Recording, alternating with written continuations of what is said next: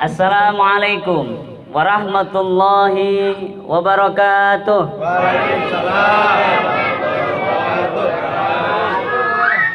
Allahumma salli ala Muhammad. Allahumma salli ala Muhammad. Allahumma salli ala Sayyidina wa Maulana Muhammad. Alhamdulillahi Rabbil Alamin. Yang kami cintai, kami muliakan keluarga almarhum Bapak Acam Sundayana bin Suwanta bersama keluarga besarnya, istri, anak, menantu, cucu yang ditinggalkannya. Semoga diberikan kesabaran selalu dan almarhum ditempatkan di tempat yang mulia. Para asatid, Ustadz Maulana, Ustadz Marsa, Ustadz Tarmizi, Ustadz Ismail, banyak sekali nih para asatid. Mungkin ada yang terlewat, nanti mohon maaf ya. Ada Bapak Haji Anwar, ada Pak Jamhari, Pak Matali, Pak Gaber, Masya Allah, dan Pak Arifin ya, beserta semua hadirin. Semoga Allah rahmati kita semua. Amin. Allah berkahi kita semua. Amin. Allah akhirkan kita husnul khatimah. Amin. Alhamdulillah. Malam ini kedua kalinya saya mendapatkan kesempatan dari Allah lewat Pak Edi ya, untuk menyampaikan peringatan untuk diri saya pribadi dan kita semua yang hadir di sini. Apakah kita semua sudah siap untuk saling mengingatkan? Sudah ya? Sudah siap? Ya, Allahumma sholli ala Muhammad. Disaksikan oleh Rasulullah Muhammad sallallahu alaihi wasallam.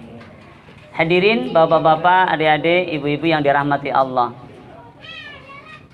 Apa yang harus dilakukan oleh keluarga almarhum? Suatu saat ada istri kita wafat, atau suami kita wafat, ayah kita wafat, adik, kakak, kakek, nenek, sepupu, ponakan, pakde, bude, dan kerabat yang lain wafat. Apa yang bisa dilakukan? Tentu banyak. Malam ini dua saja yang kita bisa lakukan untuk diri kita masing-masing, yang kita akan sampaikan untuk almarhum. Apa itu? Yang pertama, mendoakan. Allah sampaikan dalam Al-Quran, Rabbighfirli wali walidayya wali jami'il walil mu'minina yauma yakumul hisab. Rabbighfirli wali walidayya walil mu'minina yauma yakumul hisab. Masya Allah. Jadi kita doakan. Kapan? Kapan-kapan aja. Lebih fokusnya lagi setiap selesai sholat. Jadi doa itu tidak memandang waktu sebenarnya, kapan saja ya, tapi kita kadang-kadang kalau tidak dikasih rambu-rambu, saking dibebaskan berdoa, lupa berdoanya. Jadi biar tidak lupa-lupa banget, maka satu hari 5 kali habis sholat kita berdoa, Rabbighfirli wali walidayya walil mu'minin yauma yakumul hisab. Boleh dengan doa yang lain, Rabbighfirli wali walidayya warhamhuma kama rabbayani shaghira. Masya Allah. Itu insya Allah. Apalagi disebut namanya. Itu yang pertama. Insya Allah ya, khusus untuk keluarga almarhum dan kita semua yang sudah ditinggalkan oleh orang-orang tercinta kita. Yang kedua apa? Membacakan ayat Al-Quran untuk hadiah ya. Jadi bisa Al-Fatihah. Yang paling mudah memang Al-Fatihah, yang paling dasar juga Al-Fatihah. Karena Al-Fatihah satu hari kita baca berkali-kali di dalam waktu sholat ya. La sholata illa bil Fatihah ya. Tidak sah sholat kecuali dengan Al-Fatihah. Masya Allah. Dengan Al-Fatihah kita bacakan lihadiniyah misalnya, atau ila ruhi siapa yang kita tuju, kita hadiahkan Al-Fatihah. Masya Allah ya. Itu yang kedua. Apalagi masih turutan yang kedua, bab hadiah, yaitu bersedekah atas nama almarhum. Semoga snack-snack yang hadir malam ini, air-air yang kita nikmati menjadi hadiah pahala bagi almarhum. Amin. Amin. Masya Allah. Maka kalau kita tidak makan, kasihan nggak dapat hadiah kan. Makanya budayanya Masya Allah, makan sampai habis, kalau perlu masukin plastik kan gitu. Masya Allah. Ini untuk almarhum ya. Dua saja nih yang kita mudah ingat. Bahkan wabil khusus kepada orang-orang terdekat beliau almarhum Bapak Swanta ya, Sundayana bin Suwana, maaf, Bapak Acam Sundayana bin Swanta ya, adalah setiap mengingat beliau untaikan doa untuknya. Jadi setiap mengingat atau setiap teringat. Jadi kadang-kadang Allah kirimkan orang tua persis ayah kita. Masya Allah, kok persis bapak nih. Segera, jangan Masya Allah doang. Segera bacakan Fatihah. Doakan beliau. Jalan kemana, tiba-tiba ingat. Gak ada apa-apa, tiba-tiba ingat. Segera, jangan biarkan tiba-tiba ingat. Kenapa? Karena Allah sedang mengingatkan kita agar kita membacakan doa untuk beliau. Allahumma sholli ala Muhammad. Kadang-kadang kita nggak paham rekayasa Allah itu loh. Ya, coba kadang-kadang yang sederhana sekali. Ada orang nabrak mobil kita, misalnya yang punya mobil ya, atau nabrak motor kita. Ya, yang nabrak masih muda. Kira-kira gimana Pak? Dia agak ugal-ugalan nabrak. Tentu kita saat itu emosi ya, pasti emosi. Padahal Allah takdirkan itu agar kita berlatih sabar, menyikapi kondisi yang ada, ya, tidak menyakitkan orang meskipun kita disakiti. Setiap orang tidak ingin mendapatkan sakit, ya, mendapatkan musibah, tapi Allah yang menentukan. Saat itu jangan lupa segera untaikan doa. Coba bayangkan, orang yang nabrak kita, kita maafkan, bahkan kita doakan. Ya. Kalau mau perhitungan, misalkan harus bayar ini, ya dengan cara yang baik. Bil mau'izatil hasanah, dengan cara yang baik, dengan nasihat yang baik. Contohnya itu. Oke. Ya. Tiba-tiba ingat, apa tadi? Bacakan doa. Paling gampang doa, bacakan Al-Fatihah. Misalkan dari tempat kerja, dari rumah ke tempat kerja, yang hafal misalnya juz amah gitu ya, itu murojaah aja, naik motor atau naik mobil sambil murojaah. Nggak hafal, dengerin murotal, sambil berniat, ya Allah, aku mendengarkan murotal dari berangkat kerja sampai nyampe kerjaan, pahalanya ya Allah ku kirimkan kepada almarhum, sebutkan nama beliau, insya Allah sampai ya. Jadi kalau diskusi fikihnya udah selesai, yang nyampe yakin, yang nggak nyampe ya silakan. Nah, karena kita yakin yang sampai, maka tidak perlu lagi kita diskusikan. Yang penting diamalkan, insya Allah. Tinggal merasakan buktinya kelak, ya, insya Allah. Yang keberapa tadi ya? Yang kedua, ya untuk almarhum. Nah sekarang untuk kita nih, untuk kita yang hidup, masya Allah, yang hidup. Ya nggak usah banyak-banyak ya, ada dua juga lah ya untuk yang hidup ini. Kalau tadi untuk yang wafat, yang pertama apa Pak tadi? Ayo kita doakan minimal setiap habis sholat. Yang kedua, kita berikan hadiah. Hadiahnya bukan makanan minuman, tapi hadiahnya adalah bacaan ayat Quran yang keluar dari lisan kita.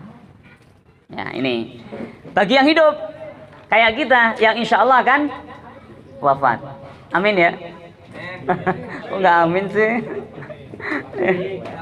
Ada yang sudah doa pada Allah, ya Allah, kalau boleh tolong ya umurku bisa nyampe 80 tahun gitu. Ada yang gitu ya. Atau ya Allah cukuplah 75 aja ya Allah itu. Itu. Rasulullah bersabda, man tala umruhu ya khairun nas man tala umruhu wa hasuna amaluhu. Sebaik-baik manusia yang panjang umurnya dan baik amalnya. Tapi Rasulullah juga menyampaikan kebanyakan usia umatku antara 60 sampai 70. Jadi kalau udah 69 ya tinggal 1 tahun lagi ya. Siap-siap. 12 hari sebelum wafat almarhum hadir ya Mas waktu itu ya di hadir, Masya Allah. Jadi beliau termasuk yang aktif ya, Insya Allah ikut taklim kita, taklim RT kita ya. Dan waktu itu hujan deras, Masya Allah. Ternyata 12 hari setelah peristiwa itu beliau wafat. Dan isanya sempat di Ar-Rahman itu. Ya, alhamdulillah jamaah Rahman sebagian hadir. Itu. Jadi ini husnul khatimah Insya Allah. Ya.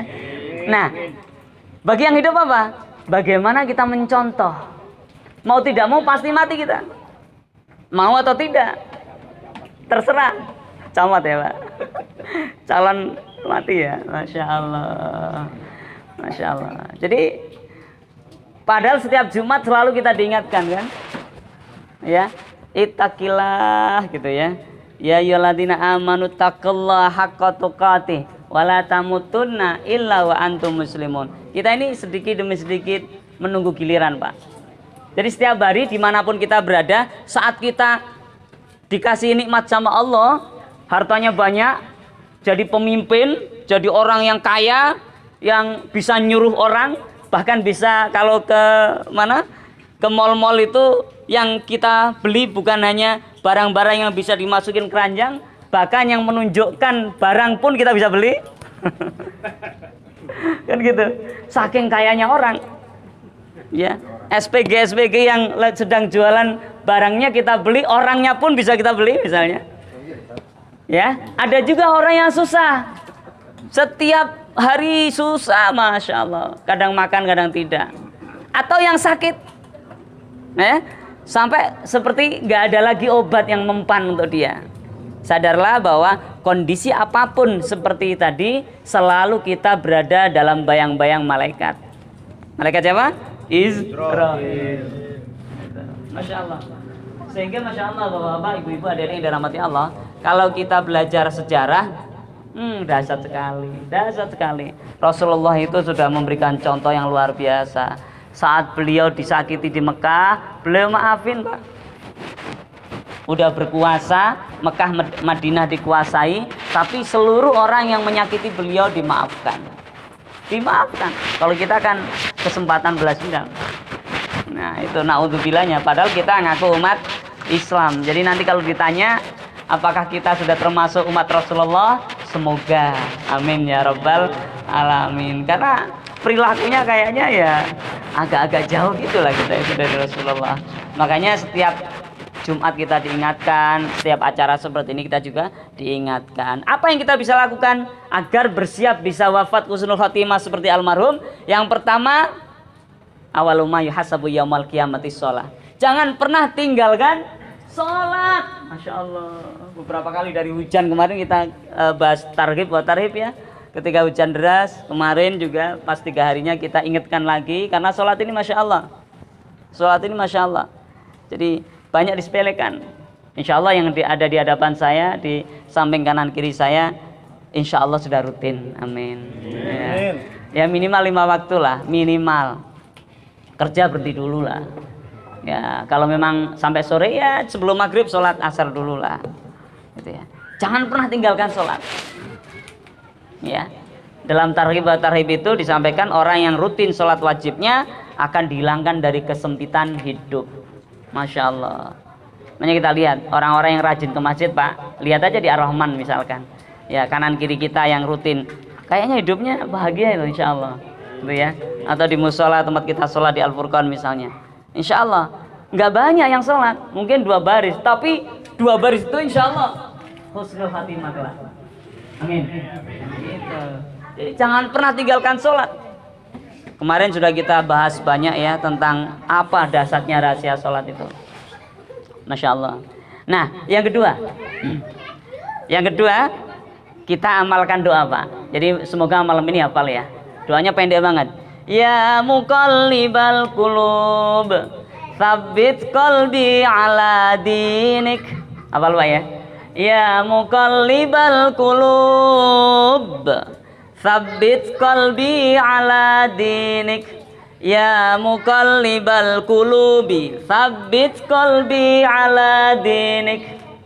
Kenapa kita harus berdoa itu? Wahai zat yang membolak-balik hati, teguhkanlah hatiku atas agamamu.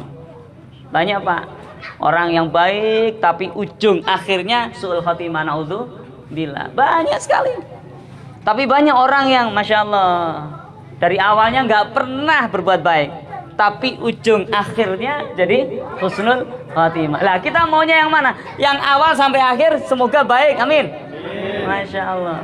Ya, jadi Ummu Salamah istrinya Rasulullah, alhamdulillah di RT kita ini ada pengajian ibu-ibu ya, sudah dari Desember kemarin ya pengajian ibu-ibu dan sudah punya nama. Ya kalau bapak kan nama pengajiannya pengajian RT ya Pak Waji ya.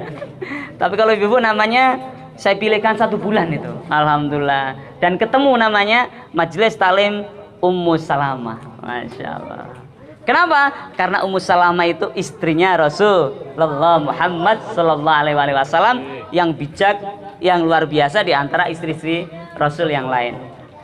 Suatu ketika Rasulullah ditanya oleh istrinya yang bernama Ummu Salamah itu, ya Rasulullah, aku dengar engkau sering banget berdoa. Ya muqallibal qulub, tsabbit qalbi ala dinik. Ya. Wahai zat yang membolak-balik hati, teguhkanlah hatiku atas agamamu. Kenapa ya Rasul? Kemudian Rasulullah menjawab, wahai Ummu Salamah, ketahuilah bahwa setiap hati manusia itu ada di antara jari jemarinya Allah. Ini yang bilang Rasulullah ya. Ya. Ketika Allah menginginkan kebaikan atasnya, maka Allah akan kuatkan imannya. Dan sebaliknya, ketika Allah ingin menyesatkannya, mudah sekali baginya. Kalau kita buka kitab Sunan At-Tirmidzi, nah ini kebetulan ada beliau, namanya sama ya dengan kitab Sunan At-Tirmidzi, hadis riwayat Tirmidzi itu pada hadis yang ke-3522 Pak, banyak sekali ya. Kita buka-buka baru ketemu hadis itu. Ya. Nah itu dijelaskan hal tersebut. Ya muqallibal qulub, tsabbit qalbi ala dinik. Masya Allah. Ya, coba bersama ya. Semoga hafal ini. Ya muqallibal qulub, tsabbit qalbi ala dinik. Nah, biar kompak, saya doa dulu. Ya Allah, yang muncul kalimat hadis Rasulullah ini, doa yang diajarkan Rasulullah ini, ya Allah, akhirkan hidupnya husnul khatimah. Amin. Ya. Muncul aja, salah-salah nggak apa-apa Pak ya, dilafatkan di lesan kita masing-masing bersama-sama ya. Tirukan saya dulu biar kompak. Ya muqallibal qulub, ya muqallibal qulub, tsabbit qalbi ala dinik. Ya muqallibal qulub, ya muqallibal qulub, tsabbit qalbi ala dinik. Ya muqallibal qulub, tsabbit qalbi ala dinik. Masya Allah. Kalau dari hadis ini Bapak yang dirahmati Allah, kebaikan yang kita lakukan sekarang tidak menjamin kita akan berakhir husnul khatimah. Gak ada jaminan. Yang menjamin siapa? Rasulullah. Caranya gimana? Dengan mengamalkan doa tadi. Ya muqallibal qulubi, tsabbit qalbi ala dinik. Masya Allah. Nah, biar kita tambah yakin, Bapak yang dirahmati Allah, dulu sebelum wafat Rasulullah itu pernah berpesan ya pada para sahabat. Ada juga di situ Ali bin Abi Thalib. Apa kata beliau? Wahai sahabatku, terutama Ali ya yang ada di situ, Ali bin Abi Thalib, beliau adalah sepupunya Rasulullah, beliau adalah menantunya Rasulullah juga. Ya. Wahai Ali, engkau kelak akan wafat, ya, dibunuh oleh seburuk-buruk manusia. Masya Allah ya, mengerikan Pak ya. Jadi kira-kira kalau itu disampaikan ke kita gimana Pak itu? Masya Allah ya. Alinya masih hidup, yang menyaksikan sahabatnya banyak. Sudah dibocorin, wahai Ali, engkau akan meninggal dengan cara dibunuh oleh seburuk-buruk manusia. Kemudian di hadis yang berbeda, Rasulullah menyampaikan, kelak ada suatu kaum dari umatku, ya, ada suatu kaum dari umatku yang sholatnya lebih hebat daripada sholat kalian, yang bacaan Qur'annya lebih hebat dari bacaan Al-Quran kalian, yang puasanya sangat berbeda dengan puasa yang kalian laksanakan. Tapi apa yang mereka amalkan itu hanya sampai ke kerongkongannya, tidak sampai ke hatinya. Waktu berjalan. Ketika Rasulullah wafat, Abu Bakar wafat, Umar menggantikan Abu Bakar wafat, Utsman menggantikan Umar wafat, Ali lah yang kemudian menggantikan Utsman bin Affan. Ketika sholat subuh, ya, pada rakaat kedua beliau bangun dari rukuknya, dari sujudnya, tiba-tiba dibunuh. Masya Allah, pakai pedang, Pak. Ya, dan pedang itu dilumuri racun seharga 1000 dinar. Naudzubillah min dzalik. Agar meninggal. Tapi qadarullah 3 hari setelah peristiwa itu baru beliau wafat. Siapa yang membunuh? Yang sudah disyaratkan oleh Rasulullah seburuk-buruk manusia. Siapa namanya? Abdurrahman bin Muljam At-Tamimi. Siapa beliau? Orang yang pernah disuruh oleh Umar bin Khattab berdakwah di Mesir untuk mengajarkan Al-Quran di saat Amr bin As menjadi gubernur Mesir. Orang yang hafal Al-Quran, paling bagus bacaan Al-Qurannya, sholat tahajudnya tidak pernah tertinggal, puasanya tidak pernah tertinggal, apalagi cuma sholat 5 waktu. Masya Allah. Tapi ternyata Rasulullah mengatakan bahwa beliau itu seburuk-buruk manusia. Naudzubillah, Pak. Makanya Masya Allah, kita perlu selalu berdoa, ya muqallibal qulub tsabbit qalbi ala dinik. Allah tahu kok kalau kita mungkin baca Qur'annya belum lancar, ya, mungkin sholat kita juga masih molor, aras-arasan, malas-malasan. Tapi ketika kita sadar, ketika kita berdoa pada Allah dengan ya muqallibal qulub tsabbit qalbi ala dinik, Allah akan kuatkan, Pak. Langkah kita ini dikuatkan oleh Allah, hati kita diteguhkan oleh Allah, sehingga apapun yang kita lakukan hanya ingin balasan dari Allah Subhanahu wa ta'ala. Ini yang berat. Dan Allah ingatkan, Pak, di surat Asy-Syu'ara, ya, kalau tidak salah di ayat 88-89, ya, Allah sampaikan bahwa kelak orang yang selamat di akhirat itu adalah man atallah biqalbin salim. Orang yang mendatangi Allah atau masuk dalam hari kiamat itu di saat dipertanggungjawabkan amal dengan hati yang salim. Loh, Masya Allah, Pak. Dengan hati yang salim. Ada kaitannya tadi, ya muqallibal qulub tsabbit qalbi ala dinik. Hati yang salim itu apa? Hati yang selamat. Apa itu hati yang selamat? Panjang, nanti bahasanya bisa di lain kesempatan. Tapi kesimpulannya, langkahnya adalah hati yang istiqomah bersama iman di dalam hatinya itu. Karena iman itu kan letaknya dalam hati, Pak. Repot. Kalau hati kita udah nggak beriman, Pak, semua amal kita nggak dinilai oleh Allah. Naudzubillah min dzalik. Tapi kalau kita yakin membawa iman, insya Allah sedikit apapun yang kita lakukan dinilai. Bahkan hati kita berdoa dinilai pahala oleh Allah. Ya, di beberapa pertemuan pengajian RT kita sempat kita bahas, manfaatkan hati untuk banyak berdoa, Pak. Meskipun tanpa mengucap. Ya, kenapa Rasulullah berpesan, "Mamin abdin muslimin yad'u li akhi bi dhahril ghaib illa qalal malaku walaka bimithlin." Tidak ada seorang muslim mendoakan saudaranya tanpa sepengetahuan dia, maksudnya saudaranya orang lain di kanan kirinya, maka kecuali datanglah seorang malaikat yang akan mengatakan walaka bimithlin, kamu juga dapat doa yang sama. Siapa? Dari malaikat loh. Doanya malaikat mustajab insyaallah. Kita lihat orang nih, dia lagi main HP, Pak, doain, Pak, ya Allah semoga yang dibuka yang baik-baik. Itu, Pak. Gak usah ngomong, ya Allah, ya, jangan. Nanti dia tambah tersinggung kan, gitu. Pas lihat ternyata main game kan, ya. Tapi hati kita kan udah doa, ya Allah. Lihat apa aja, Pak? Ya, lihat orang yang suka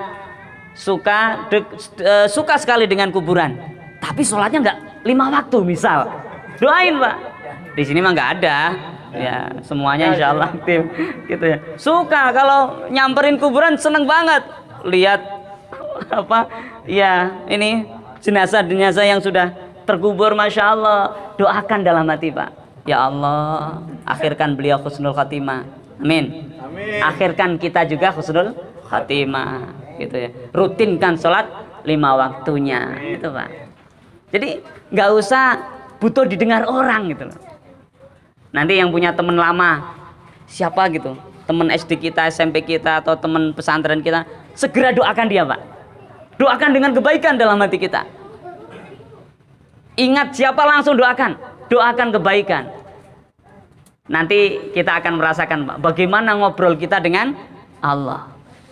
Caranya bagaimana agar kita mudah lakukan itu? Ya muqallibal qulub, tsabbit qalbi ala dinik. Itu jangan lepas. Insya Allah Pak, kita bisa melihat apa yang orang lain nggak melihat. Bukan hantu ya, bukan jin ya, bukan, itu bohong, ya kan? Kalau jinnya benar, hantu itu kan nggak benar. Itu hanya ilusi, imajinasi manusia. Udah tua, keluar wudhu nggak berani. Ya, katanya ada pocong. Ya bener ada di kuburan.